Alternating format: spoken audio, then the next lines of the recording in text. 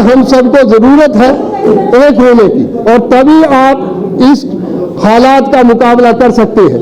अगर आज इसका मुकाबला ना कर सके तो कभी इसका मुकाबला आप नहीं कर सकेंगे। गांधी के 1942 के भारत छोड़ो आंदोलन में, अंग्रेज भारत छोड़ो के आंदोलन में कौन उनके साथ खड़ा था? वो लोग तो नहीं खड़े थे जो आज सत्ता में बैठे, वो लोग खड़े थे जो आप लोग थे।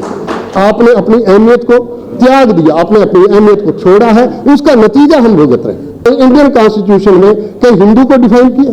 हिंदू को डिफाइन नहीं किया।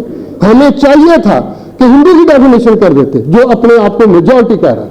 मुझे एक ही केवल दर्द रहता है कि मुझे जब आता है बाबरी मस्जिद जब हो रही थी, किसी ने ये नहीं पूछा कि औरंगजेब से, बाबर से लेकर औरंगजेब तक और गुरु नानक से लेकर गुरु गोविंद सिंह तक हमारे मित्रवत संबंध रहे, मुगलों के साथ हमारे बहुत नजदीकी संबंध रहे। इस बात को किसी ने उठाया।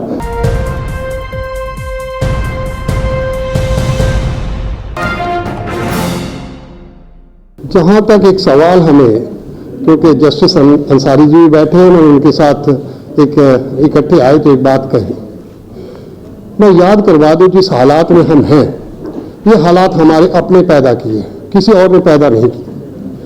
सरदार हुकम सिंह जी और भूपेंद्र सिंह मान 26/11/1949 को कॉन्स्टिट्यूशन की उस कॉन्स्टिट्यूशन सभा से वॉकआउट की। उन्होंने वॉकआउट क्यों किया? अगर हमें वो बात ध्यान में होती, आज हम इस हालात से ना गुजरते। उन्होंने कहा कि ये कॉन्स्टिट्यूशन माइनॉरिटीज को प्रोटेक्ट नहीं कर सकेगा। नजीब जंग जी बैठे हैं, विद्वान सज्जन हैं, मैं उनसे पूछना चाहता हूं, ये 75 साल के इतिहास में माइनॉरिटीज आज कहां खड़ी है? जिस दर्द को आप बोल रहे हैं, ये दर्द कहां है? ये दर्द उसी का कारण है जो 26/11/1949 को उन्होंने वॉकआउट किया। और इस कॉन्स्टिट्यूशन पर 2 सिख रिप्रेजेंटेटिव थे, सरदार हुकम सिंह जो बाद में लोकसभा के स्पीकर रहे, और दूसरे से भूपेंद्र सिंह मान। उन्होंने दस्तखत भी नहीं किए, इस पर दस्तखत नहीं किए इस कॉन्स्टिट्यूशन पर। इसका मतलब इस कॉन्स्टिट्यूशन को सिखों ने रिजेक्ट किया। क्यों रिजेक्ट किया, ये समझने वाली बात। हम इसलिए रिजेक्ट नहीं करते थे हमें कॉन्स्टिट्यूशन नहीं चाहिए था, हम इसलिए रिजेक्ट नहीं करते थे कि हमें आजादी नहीं चाहिए थी, हमें आजादी चाहिए थी। 1917 में गांधी चंपारण से निकले, गांधी को पता था ये धार्मिक मुल्क है। इमीडिएटली उन्होंने खिलाफत मूवमेंट के साथ खड़े हो, मोहम्मद अली जहर और शौकत अली उनके साथ खड़े थे। और तीसरी ताकत थी बाबा खड़क सिंह। बाबा खड़क सिंह के पास जब वो गए, मैं लंबी बात ना करूं, तो खालसा की मीटिंग थी, सिख लीग के वो अध्यक्ष थे, और खालसा की मीटिंग में मोहम्मद अली जौहर के शब्द आज भी हमें ध्यान रखना चाहिए, शायद हम वो समझ नहीं पाते। मोहम्मद अली जौहर ने कहा, खालसा जी हमारे बुजुर्गों ने हो सकता है आपके साथ ज्यादतियां की हो, हाकिम रहते, मैं उसकी माफी मांगता हूं, मैं अपने और अपने भाई शौकत की गर्दन पेश करता हूं, आपका मन करे तो काट लें, पर आज जरूरत है हम सबको एक होने की। क्या हम एक हो सके? हम 75 साल के बाद इस मीटिंग को, जो आपने आज मीटिंग बुलाई, हम 75 साल लगे हम इस मीटिंग तक पहुंचे। तो ये दर्द, ये समझना चाहिए था हमें कि आजादी का जंग किसने लड़ा। आजादी का जंग आप लड़ रहे थे या हम लड़ रहे थे? गांधी के 1942 के भारत छोड़ो आंदोलन में, अंग्रेज भारत छोड़ो के आंदोलन में कौन उनके साथ खड़ा था? वो लोग तो नहीं खड़े थे जो आज सत्ता में बैठे, वो लोग खड़े थे जो आप लोग थे। क्योंकि आपने अपनी अहमियत को त्याग दिया, आपने अपनी अहमियत को छोड़ा है, उसका नतीजा हम भुगत रहे हैं। यह नहीं कि हमारी अहमियत नहीं थी, हमने अपनी अहमियत को छोड़ा। मैं एक और बात कर, कॉन्स्टिट्यूशन के आर्टिकल 25 में अभी मिनोरिटीज की बात हुई, मैं मिनोरिटी पूछना चाहता हूं। नजीब जंग जी बैठे और मैं डायरेक्टली एड्रेस कर रहा हूं। आर्टिकल 25 में क्या लिखा? हिंदू इंक्लूड्स बौद्ध, जैन और सिख। तो फिर हिंदू कौन? जो मेजॉरिटी का क्लेम कर रहा है कि मैं मेजॉरिटी हूं, वो है कौन? किसी कॉन्स्टिट्यूशन में, किस आर्टिकल में मेंबर पार्लियामेंट भी बैठे? किसी इस कॉन्स्टिट्यूशन इंडियन कॉन्स्टिट्यूशन में कहीं हिंदू को डिफाइन किया? हिंदू को डिफाइन नहीं किया। हमें चाहिए था कि हिंदू की डेफिनेशन कर देते, जो अपने आप को मेजॉरिटी कह रहा है। मेजॉरिटी कहां से हो गया? बौद्ध, जैन, हिंदू इंक्लूड बौद्ध एंड जैन, सिख। तो इसका मतलब बौद्ध, जैन और सिख जो है वो इंक्लूड है, तब आप मेजॉरिटी में। अब तो आप मेजॉरिटी में नहीं, आप तो 12% है, 14% है। तो ये बात हम कभी तय नहीं कर पाए। इसलिए दर्द इस बात का होना चाहिए, हमें पता है हमारी भी जान गोदड़ी जो गुरु नानक के नाम से थी, हरिद्वार में थी, उसका कोई ताला खुलवा सका, उसको कोई ले सका? लड़ाई लड़ते रहे, कोई नहीं ले सका। मेंबर पार्लियामेंट बैठे हैं, मिनिस्टर भी बैठे हैं, नहीं ले सके। इसका मतलब जब मैं वो जो जिस नमाज की बात आप अभी ने की, वो नमाज मेरे लिए नियामत थी। नियामत क्यों थी? पहले बार सिख और मुस्लिम जैसे ही एक मंच पर आया, माननीय प्रधानमंत्री ने किसान 13 महीने सड़क पर बैठे थे, बरसात गई, धूप गई, गर्मी गई, सारे गए, किसी ने नहीं पूछा। 700-800 किसान शहीद करवा लिए थे, उनको खालिस्तानी कहा गया, उनको आतंकवादी कहा गया।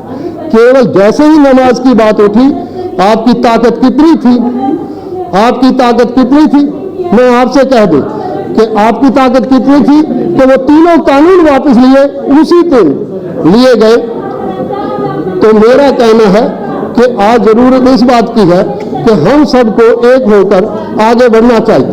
हमें समझना चाहिए कि हम कहां खड़े हैं। मैं एक बात और कहता हूं, मेरा यह कहना है कि आज हम सबको जरूरत है एक होने की, और तभी आप इस हालात का मुकाबला कर सकते हैं। अगर आज इसका मुकाबला ना कर सके तो कभी इसका मुकाबला आप नहीं कर सकेंगे। मेरा यह कहना है कि आज आओ, हमने पीछे, मेरा केवल और केवल आपसे अपील है, जब आजादी की जंग हम सब इकट्ठे होकर लड़ रहे थे, आजादी हम सब ने इकट्ठे होकर ली, हमें क्या कहा गया? मैं केवल एक लाइन कह के मैं आपको डिस्टर्ब नहीं करना चाहता। गांधी ने क्या कहा था? मैं बार बार कहता हूं, गांधी ने क्या कहा था? The Congress assures the Sikhs that no solution in any future constitution will be acceptable to the Congress that does not give them full satisfaction. क्या हमें फुल सेटिस्फैक्शन मिली? तो कांग्रेस ने उस बात को पूरा नहीं किया, इसलिए कॉन्स्टिट्यूशन से हमने कहा कि हम दस्तखत नहीं करेंगे। आज जरूरत है, आज ये कॉन्स्टिट्यूशन है, दस्तावेज। मैं एक लाइन कह के खत्म करता हूं। सरदार हुकम सिंह जब लोकसभा के स्पीकर बने, पत्रकारों ने उनसे पूछा कि आपने जिस कॉन्स्टिट्यूशन पर दस्तखत नहीं किए थे, क्या उसी कॉन्स्टिट्यूशन को आप प्रोटेक्ट करेंगे? तो सरदार हुकम सिंह का एक जवाब था जो आपका जवाब है।